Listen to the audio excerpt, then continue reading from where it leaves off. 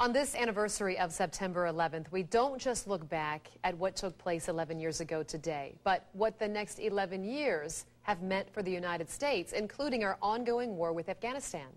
In his exclusive one-on-one interview with President Obama, Ben asked the commander-in-chief about why the U.S. has been fighting in Al Qaïda in Afghanistan and Yemen, and yet seemingly supporting Al Qaïda in Syria. So what did the president have to say? This is a reality check you won't see anywhere else.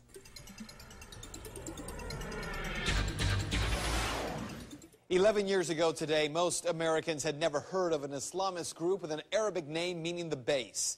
But within a matter of days and for the next decade, the name Al Qaïda would become synonymous with terrorism.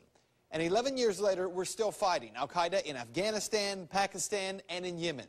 Though our history with Al Qaïda is very complicated. To begin with, it was the United States government that created Al Qaïda in the first place. It was during the 1970s. The U.S. decided to create an Islamist extremist group to sow the seeds of discord in the stans, like Pakistan and Afghanistan. The goal was to create problems for the Soviets.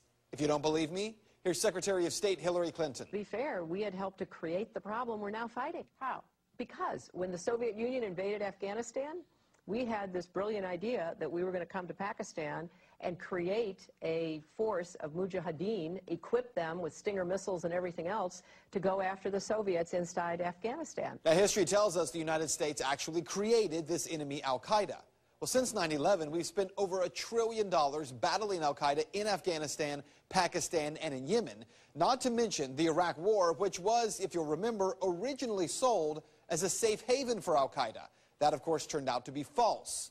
So if Al Qaïda is our sworn enemy, why is the United States supporting Al Qaïda fighters as part of the Syrian opposition, just as we did Al Qaïda fighters in the Libyan uprising?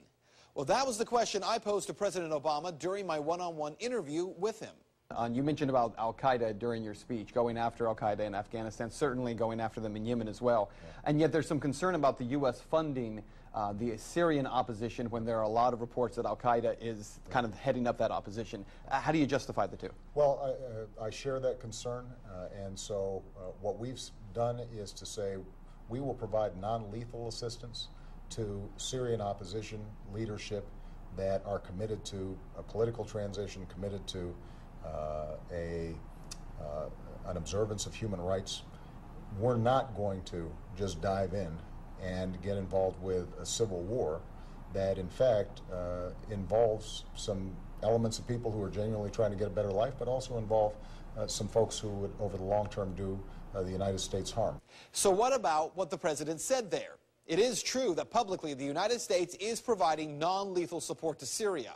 According to a report from Reuters, the State Department says the U.S. government set aside a total of $25 million for non-lethal assistance to the Syrian opposition.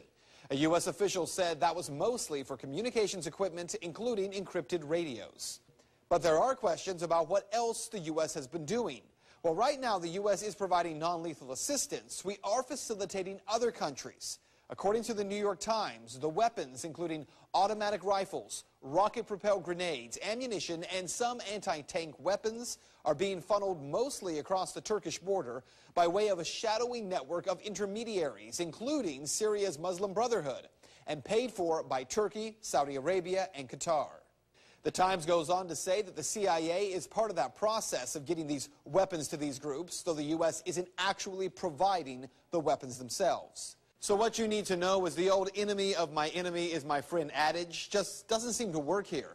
U.S. involvement in the Middle East has been problematic for decades. But on this day, consider for a moment the last two countries in the Middle East where the U.S. has intervened. Let's start in Egypt, where we helped to overthrow the dictator Mubarak, who we propped up. Well, today, thousands of protesters gathered outside the embassy in Cairo. The American flag, flying at half-mast to mark the anniversary of 9/11, was ripped down and destroyed. And also today in Libya, an armed mob attacked the U.S. consulate in Benghazi and set fire to the building. And in both cases, those protests happened over a film that reportedly offends Islam. The point is that the same opposition we support today very well may be the same militants who we're at war with tomorrow. A foreign policy that doesn't seem to make a whole lot of sense. And that is Reality Check.